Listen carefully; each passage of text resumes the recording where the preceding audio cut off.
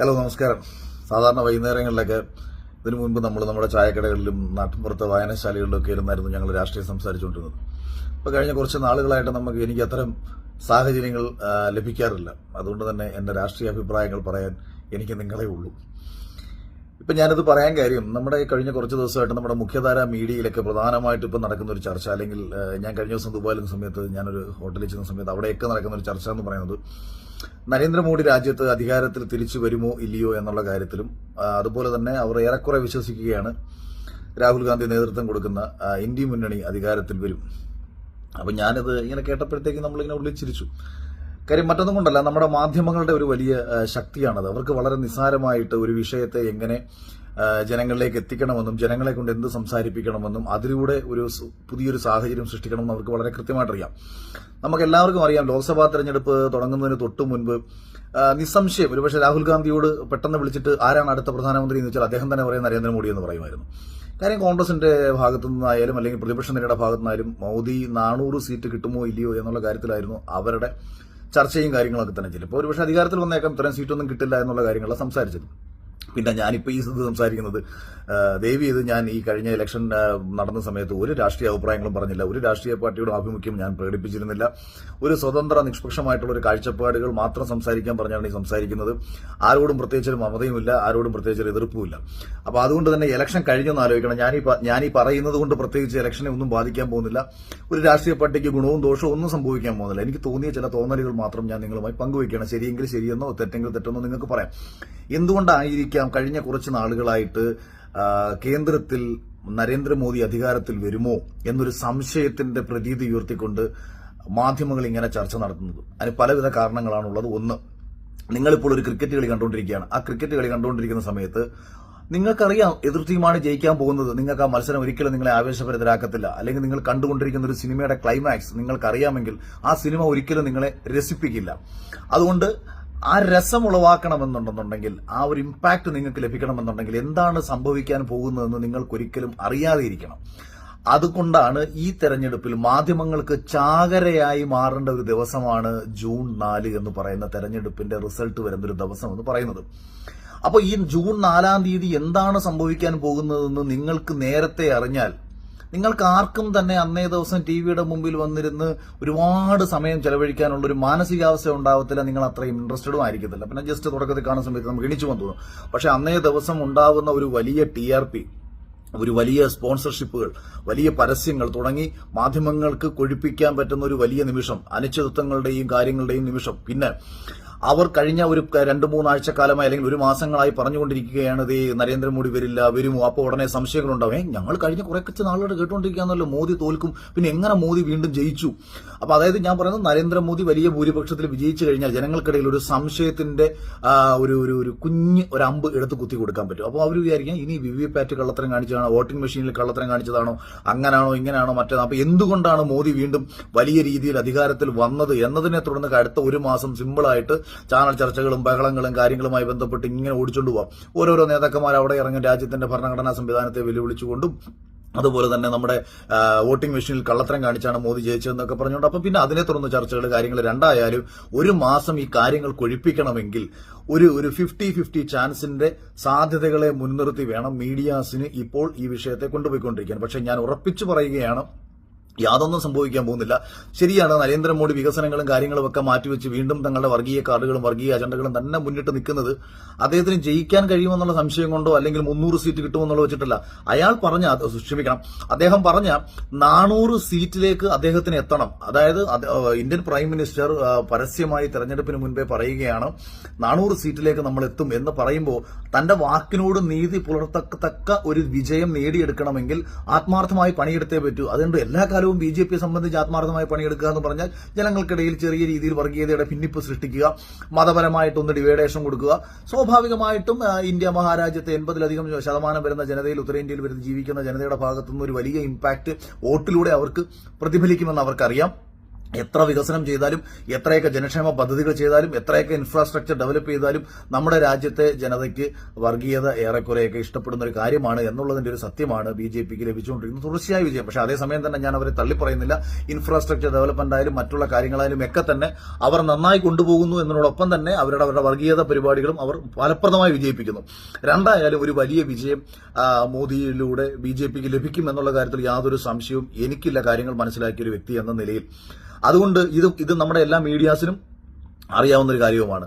അപ്പോൾ അവർക്ക് മറ്റൊരു ചർച്ചയിലേക്ക് കൊണ്ടുവരണമെങ്കിൽ സ്വാഭാവികമായിട്ടും മോദി വരില്ലെന്നോ, മോദിക്ക് വിജയം ലഭിക്കില്ലെന്നോ, അല്ലെങ്കിൽ 230 സീറ്റേ ലഭിക്കത്തുള്ളൂ എന്തൊരു പ്രതീതി ഇവിടെ ഉണ്ടാക്കണം. അതിന് ശ്രമിച്ചുകൊണ്ടേയിരിക്കുന്നു. അതാണ് ആദ്യമായിട്ട് ഈ വിഷയത്തിൽ ഇവരുടെ ഒരു അജണ്ട. എന്തുകൊണ്ട് ഇങ്ങനെ ചർച്ചകൾ നടക്കുന്നു. ഇനി രണ്ടാമത്തെ അജണ്ട എന്ന് പറയുന്നത്, ലോകം നിയന്ത്രിക്കപ്പെടുന്ന സാമ്പത്തിക ശക്തികൾ എല്ലാവരും കൂടി ചേരുന്ന ഒരു സ്ഥലമാണ് ഷെയർ മാർക്കറ്റുകൾ എന്ന് നിങ്ങൾക്ക് എല്ലാവർക്കും അറിയാം. തെരഞ്ഞെടുപ്പിന്റെ ഫലം ഷെയർ മാർക്കറ്റിൽ ഉണ്ടാക്കാൻ പോകുന്നത് 10,000-കണക്കിന് കോടി രൂപയുടെ ലാഭനഷ്ടങ്ങളാണ്. ലാഭമാവാം, നഷ്ടങ്ങളുമാകാം. അതുകൊണ്ട് തന്നെ അനിശ്ചിതത്വം നിലനിർത്തി കഴിഞ്ഞാൽ ഷെയർ മാർക്കറ്റുകൾ വരുന്ന ഫ്ലക്ച്വേഷനുകൾ വളരെ വലുതാണ്.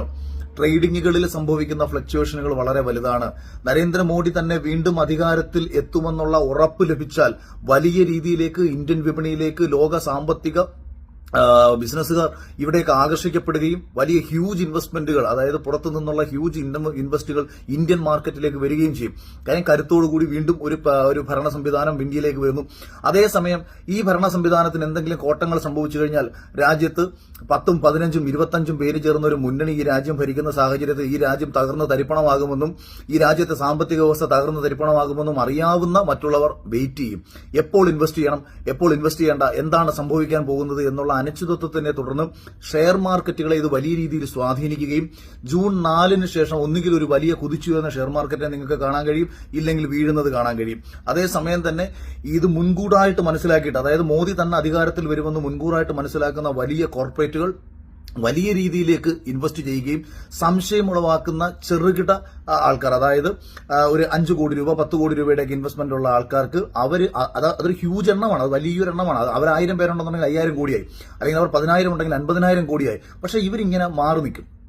അതേസമയം കോർപ്പറേറ്റുകൾ വലിയ രീതിയിൽ ഇൻവെസ്റ്റ് ചെയ്തിട്ട് അവരിതിനകത്ത് നിൽക്കുകയും ചെയ്യും. അപ്പൊ ഇങ്ങനെയൊക്കെയുള്ള ഒരു വലിയ സാധ്യതകളെ, അതായത് രാജ്യത്തിന്റെ സമ്പദ് വ്യവസ്ഥയെ നിയന്ത്രിക്കത്തക്ക വലിയ സാധ്യതകളും ഇത്തരം സംശയങ്ങൾ നിലനിർത്തി വെക്കുന്നതിലൂടെ ഇവർക്ക് ലഭിക്കാം. അപ്പൊ ഈ 2 കാരണങ്ങളാലാണ് ക്ലൈമാക്സ് എന്താണെന്ന് നിങ്ങൾക്ക് ഉറപ്പ് നൽകാത്ത രീതിയിൽ സംശയത്തിന്റെ സാധ്യതകളെ നിങ്ങളെ മുന്നിലേക്ക് ഇട്ടുകൊണ്ട് മാധ്യമങ്ങൾ വലിയ രീതിയിൽ ചർച്ച നടത്തുകയും, അതായത് വളരെ ഈസി ആയിട്ട് നരേന്ദ്രമോദി അധികാരത്തിൽ വരും എന്ന് വിശ്വസിച്ചിരുന്ന കോൺഗ്രസിലെ നേതാക്കന്മാർക്കും പ്രതിപക്ഷ രാഷ്ട്രീയ പാർട്ടി നേതാക്കന്മാർക്കും ഇടയിൽ ഇപ്പോൾ ഒരു നേരിയ പ്രതീക്ഷകൾ വന്നു തുടങ്ങിയാണ്. എന്തെങ്കിലും സാധ്യതകളുണ്ടോ, ഇനി നമ്മൾ അധികാരത്തിൽ വരുമോ എന്നുള്ള സാധ്യതകളുണ്ട്. പക്ഷെ ഒരു ശതമാനം പോലും ഇവരാരും പ്രതീക്ഷിക്കേണ്ട, അത് ഒരിക്കലും സംഭവിക്കില്ല. അത്രയേറെ നമ്മുടെ രാജ്യത്ത് മതപരമായ വർഗീയ വിഷവിത്തുക്കൾ സൃഷ്ടിക്കപ്പെട്ട് കഴിഞ്ഞു എന്നതൊരു പരമമായ യാഥാർത്ഥ്യമാണ്. പ്രത്യേകിച്ച് ഉത്തരേന്ത്യൻ മണ്ണിൽ മുസ്ലിം സമുദായം തന്നെ വലിയ രീതിയിൽ ഇപ്പോൾ BJPക്ക് ഒപ്പം കൂടിയിട്ടുണ്ട് എന്നത് എന്തുകൊണ്ടാണെന്ന് വെച്ചാൽ അവർക്ക് നഷ്ടമുണ്ടാവുന്നില്ല എന്നുള്ളത് കൊണ്ടാണ്. അതായത് ഇപ്പം നമ്മൾ ദുബായ് പോലത്തെ അല്ലെങ്കിൽ മറ്റ് അറബ് രാഷ്ട്രങ്ങൾ എടുക്കാം, മുസ്ലിം രാഷ്ട്രങ്ങൾ എടുക്കാം, അവിടെ എത്രയോ ഹിന്ദുക്കൾ വളരെ സമാധാനത്തോടു കൂടിയും സന്തോഷത്തോടു കൂടിയും ബിസിനസ് ചെയ്ത് ജീവിക്കുന്നു. അവർ തന്നെ പറയുകയാണ്, പറയുമ്പോൾ അത് മുസ്ലിം രാഷ്ട്രമാണ്, പക്ഷെ ഞങ്ങൾക്ക് ഇവിടെ ബിസിനസ് ചെയ്യാൻ യാതൊരു പ്രശ്നങ്ങളുമില്ല, ഞങ്ങൾക്ക് ഇവിടെ ഇൻവെസ്റ്റ് ചെയ്യാൻ യാതൊരു പ്രശ്നങ്ങളുമില്ല. ഇത് തന്നെയാണ് ഉത്തരേന്ത്യയിലെ ബിസിനസ് ചെയ്യുന്ന, ഉത്തരേന്ത്യൻ മണ്ണിൽ ജീവിക്കുന്ന ഒട്ടുമിക്ക എല്ലാ മുസ്ലിങ്ങളും പറയുന്നത്. പറയുമ്പോൾ ഇവർ വർഗീയവാദികളാണ്, ഹിന്ദു വർഗീയവാദികളാണെന്നൊക്കെ പറയും, പക്ഷെ ഞങ്ങൾക്ക് അവരൊരു പ്രശ്നം ഉണ്ടാക്കുന്നില്ല. അപ്പൊ ഈ രാജ്യത്ത് 130 കോടി ജനതയുണ്ട്. ഈ 130 കോടി ജനതയുടെ 1% എന്ന് പറയുന്നത് 1.3 കോടിയാണ്, 1.3 കോടി ജനതയാണ്. 1.3 കോടി ജനത എപ്പോഴെങ്കിലും പരാതിപ്പെട്ടതായിട്ട് നിങ്ങൾ കേട്ടിട്ടുണ്ടോ? ഇനി അതിന്റെ ഒരു 10% എടുക്കാം. 1.3 കോടി ജനതയുടെ 10%, അതായത് രാജ്യത്തെ ജനതയുടെ 100% 13 ലക്ഷം പേർ. ഈ 13 ലക്ഷം പേർ, അതായത് 13 ലക്ഷം പേർക്ക് എവിടെങ്കിലും പ്രശ്നങ്ങൾ ഉണ്ടതായിട്ട് ഒരു വാർത്തയോ ന്യൂസോ കാര്യങ്ങളോ കേട്ടിട്ടുണ്ടോ? നമ്മൾ ഈ കേൾക്കുന്നതൊക്കെ തന്നെ ഇത്രയും ജനത താമസിക്കുന്ന ഈ രാജ്യത്ത് വിരലിൽ എണ്ണാവുന്ന പ്രശ്നങ്ങളോ മറ്റു പല കാര്യങ്ങളോ ഒക്കെയാണ് പലപ്പോഴും നമ്മൾ വാർത്തയിലൂടെ കേട്ട് പെരുപ്പിച്ച് ഇത് മുഴുവനാണ് ഈ രാജ്യത്ത് സംഭവിക്കുന്നത് എന്ന് പറഞ്ഞ് വലിയ രീതിയിൽ ജനറലൈസ് ചെയ്ത് നമ്മൾ സംസാരിക്കുന്നത്. അപ്പോൾ വോട്ടിന് വേണ്ടിയിട്ട് മതവർഗീയതയും വിഭാഗീയതയും BJP ഒരു ഭാഗത്ത് പറയുമെങ്കിലും ഭരണ സംവിധാനത്തിൽ ആ കാര്യങ്ങൾ ഇല്ലാത്തത് കൊണ്ട് തന്നെ മറ്റ് ബിസിനസ്സുകാർക്ക്, ഇപ്പോൾ യൂസഫ് അലി സാഹിബിനെ പോലുള്ള ആൾക്കാരായിക്കോട്ടെ, രാജ്യത്തെ ഉന്നത ബിസിനസ് ചെയ്യുന്ന ആൾക്കാരായിക്കോട്ടെ, ചെറുകിട ബിസിനസ് ചെയ്യുന്ന ആൾക്കാരായിക്കോട്ടെ, ഇവർക്ക് ജീവിക്കാനുള്ള തടസ്സങ്ങൾ സൃഷ്ടിക്കുമ്പോഴാണ് ഇവർക്കൊക്കെ മാനസികമായിട്ട് മറ്റു രീതിയിൽ പ്രശ്നങ്ങൾ ഉണ്ടാവുന്നത്. അപ്പൊ അതങ്ങോട്ട് ഉണ്ടാവുന്നില്ല എന്നുള്ളത് ഞാനീ പറയുന്നത് നിങ്ങൾ വിശ്വസിക്കേണ്ട. നിങ്ങൾക്ക് അറിയാവുന്ന ആൾക്കാരുടെ നിങ്ങൾ പോയി സംസാരിച്ചാൽ മതി, അല്ലാതെ എന്നെ അടിവന്ന് നിങ്ങൾ കമന്റ് ഇട്ട് തെറി വിളിക്കാനൊന്നും നിൽക്കേണ്ട കാര്യത്തിൽ. അപ്പൊ ഈ കാര്യങ്ങളൊക്കെ തന്നെയാണ് ഇപ്പോൾ ഇവിടെ നടന്നുകൊണ്ടിരിക്കുന്നത്. ഇനി കേരളത്തിലേക്കൊന്ന് വന്നാൽ, ഇടതുപക്ഷത്തിന്റെ ദേശീയ രാഷ്ട്രീയത്തിലുള്ള പ്രാധാന്യം വലിയ രീതിയിൽ നഷ്ടപ്പെട്ടെങ്കിൽ കൂടിയും കേരളത്തെ സംബന്ധിച്ച് അവർക്ക് നേരിയ പ്രതീക്ഷ ഉണ്ട് എന്നുള്ളത് സത്യമാണ്. പല മണ്ഡലങ്ങളിലും കോൺഗ്രസ് പരാജയപ്പെടും. അത് എനിക്ക് കോൺഗ്രസ് എന്ന രാഷ്ട്രീയ പ്രസ്ഥാനം തന്നെയാണ്. ഞാൻ കഴിഞ്ഞ ദിവസം ഞാനും ഹൈബിയുടെ എംപിയും കൂടെ ഞാനൊരു പ്രോഗ്രാമിൽ പങ്കെടുത്ത സമയത്ത് അദ്ദേഹം എന്നോട് ചോദിച്ചു, ആക്ച്വലി അഖിലിന്റെ പൊളിറ്റിക്കൽ തോട്ട് എന്താണ് എന്ന് ചോദിച്ചപ്പോൾ ഞാൻ പറഞ്ഞു, ഉള്ളുകൊണ്ട് ഒരു കോൺഗ്രസ്സുകാരൻ തന്നെയാണ് ഞാൻ. പക്ഷേ അത് ഇന്ന് നിങ്ങൾ ഈ കാണിക്കുന്ന, അപ്പൊ ഞാൻ പറഞ്ഞു, എനിക്ക് തെറ്റുകൾ കണ്ടാൽ എനിക്ക് ചൂണ്ടിക്കാണിക്കേണ്ടി വരും. ഞാനൊരു രാഷ്ട്രീയ പാർട്ടി പ്രവർത്തിച്ചാലും ആ രാഷ്ട്രീയ പാർട്ടി ഒരു തെറ്റ് ചെയ്താൽ നമ്മൾ ചൂണ്ടിക്കാണിക്കേണ്ടി വരും. അപ്പോൾ നിങ്ങൾ വേണമെങ്കിൽ പറയും, അവൻ നമ്മുടെ പാർട്ടിയിൽ നിന്നുകൊണ്ട് നമ്മളെ കുറ്റം പറയുന്നു, അല്ലെങ്കിൽ നന്ദിയില്ലാത്തവനെന്ന് പറയും.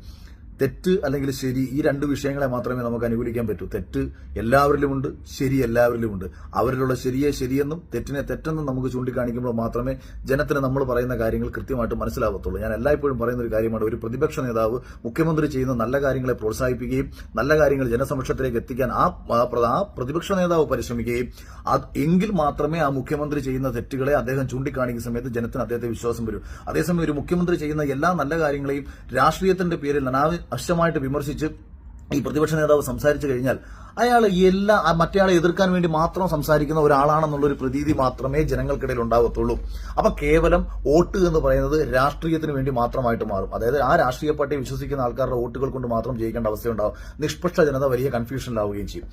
അപ്പൊ എന്റെ രാഷ്ട്രീയം അടിസ്ഥാനപരമായിട്ട് ശരികൾക്കൊപ്പം നിന്ന് സംസാരിക്കുക. ശരികൾ കോൺഗ്രസ് ചെയ്താൽ കോൺഗ്രസിന്റെ ശരി, BJP ചെയ്താൽ BJPക്ക് ശരി, കമ്മ്യൂണിസ്റ്റ് പാർട്ടി ചെയ്താൽ കമ്മ്യൂണിസ്റ്റ് പാർട്ടിയുടെ ശരി. അതാണ് എന്റെ രാഷ്ട്രീയം. ആര് ശരിയെന്നോ ശരി. ഇനി ഏതെങ്കിലും ഒരു രാഷ്ട്രീയ പാർട്ടിയിൽ പ്രവർത്തിച്ചെങ്കിലേ ഒരുവൻ ഈ ഇന്ത്യ മഹാരാജ്യത്ത് രാഷ്ട്രീയമുള്ള ഒരാളാവൂ എന്നൊക്കെ നിങ്ങളുടെ ധാരണകൾ തെറ്റാണെന്ന് നിങ്ങൾ മനസ്സിലാക്കി വയ്ക്കുക. രാഷ്ട്രീയം ഈ നാടിന്റെ നന്മയ്ക്കും ഈ ജനങ്ങളുടെ ഒപ്പം നിന്ന് സംസാരിക്കുന്നതുമാണെന്നാണ് ഞാൻ മനസ്സിലാക്കുന്നത്. പിന്നെ ഇനി ഈ കൂടുതൽ ഈ വിഷയത്തിൽ ഡീറ്റെയിൽ ആയിട്ട് ഞാൻ സംസാരിക്കുന്നില്ല. എന്തായാലും വരാൻ പോകുന്ന ലോക്സഭാ തെരഞ്ഞെടുപ്പിന്റെ റിസൾട്ട് നമുക്ക് വരാൻ പോവുകയാണ്. കേരളത്തിൽ കോൺഗ്രസിന് ക്ഷീണമുണ്ടാകും എന്നുള്ള കാര്യത്തിൽ യാതൊരു സംശയവും വേണ്ട. പ്രതീക്ഷ വെച്ച് പുലർത്തുന്ന പല മണ്ഡലങ്ങളും അവർക്ക് പരാജയപ്പെട്ടേക്കാം. BJP ഇവിടെ അക്കൗണ്ട് തുറക്കുമെന്ന് തന്നെയാണ് ഞാൻ ഉറച്ചു വിശ്വസിക്കുന്നത്. ഒന്നിലധികം സീറ്റായാൽ അത്ഭുതപ്പെടാനില്ല. എന്നാലും തൃശ്ശൂരിൽ സുരേഷ് ഗോപി ജയിക്കുമെന്നുള്ള കാര്യത്തിൽ നിലവിൽ എനിക്ക് യാതൊരു സംശയങ്ങളുമില്ല. അത് സുരേഷ് ഗോപിയോടുള്ള ഇഷ്ടം കൊണ്ടോ ഒരു വ്യക്തിയോടുള്ള ഇഷ്ടം കൊണ്ടോ ഒന്നുമല്ല. ഇപ്പോൾ ഒരു മത്സരം നടക്കുന്ന സമയത്ത് നമുക്കറിയാം, ഇപ്പൊ ഇന്ത്യയും ബംഗ്ലാദേശും തമ്മിലൊരു മത്സരം നടക്കുന്നു. പഴയ ബംഗ്ലാദേശ് ആണെന്നുണ്ടെങ്കിൽ നമ്മൾ പറയും 100% ഇന്ത്യ വിജയിക്കുമെന്ന് പറയും. എന്ന് പറയുന്ന കണക്ക് ഇപ്പോൾ നമുക്കങ്ങനെ പറയാൻ പറ്റുന്ന കാര്യം, ബംഗ്ലാദേശിന് ഇന്ത്യയെ തോൽപ്പിക്കാനുള്ള ശേഷി അവർ ആർജിച്ചെടുത്ത് കഴിഞ്ഞു. ഇപ്പം ബംഗ്ലാദേശ് പോലത്തെ ഒരു രാജ്യം പോയി അമേരിക്ക പോലൊരു രാജ്യമായിട്ട് ഇപ്പോൾ ക്രിക്കറ്റ് മത്സരത്തിൽ പോയിരുന്നു. സ്വപ്നത്തിൽ പോലും ആരും ചിന്തിച്ചു കാണത്തില്ല അമേരിക്ക ബംഗ്ലാദേശിനെ തോൽപ്പിക്കുമെന്നുള്ള കാര്യം. പക്ഷേ 3-2 മത്സരത്തിലും അമേരിക്ക ബംഗ്ലാദേശിനെ തോൽപ്പിക്കുകയാണ് ചെയ്തത്. അപ്പോൾ അതുകൊണ്ട് എല്ലാ കാര്യങ്ങളും നമ്മുടെ ചിന്തകളിലല്ല, എന്തുകൊണ്ട് തോൽപ്പിക്കുന്നു, എന്തുകൊണ്ട് തോൽക്കപ്പെടുന്നു, ഇതിനുള്ള ഉത്തരം നിങ്ങൾ പോയി പഠിച്ച് എടുത്തു കഴിഞ്ഞാൽ എന്തുകൊണ്ട് നിങ്ങൾ ഇന്നലെ വരെ ജയിച്ചു എന്നും എന്തുകൊണ്ട് നിങ്ങൾ ഇപ്പോൾ തോറ്റു എന്ന് നിങ്ങൾക്ക് കൃത്യമായിട്ട് മനസ്സിലാക്കാൻ കഴിയും. ഇനി ബാക്കി വിശേഷങ്ങളൊക്കെ തന്നെ ഞാൻ എന്തായാലും രാഷ്ട്രീയ അഭിപ്രായങ്ങൾ എല്ലായ്പ്പോഴും സംസാരിക്കാൻ ആഗ്രഹിക്കുന്ന ഒരാൾ തന്നെയാണ്. ജൂൺ 4-ാം തീയതി ബാക്കി കാര്യങ്ങളുമായിട്ട് വരാം. കേരളത്തിൽ 10 സീറ്റിലെങ്കിലും വിജയിച്ചു ഈ പറഞ്ഞ ഇന്ത്യ മുന്നണിക്ക് ശക്തി പകരാൻ കോൺഗ്രസിന് കഴിയട്ടെ എന്ന് പ്രാർത്ഥിക്കുകയാണ്. 10 സീറ്റിലെങ്കിലും വിജയിക്കട്ടെ എന്ന് പ്രാർത്ഥിക്കുകയാണ്.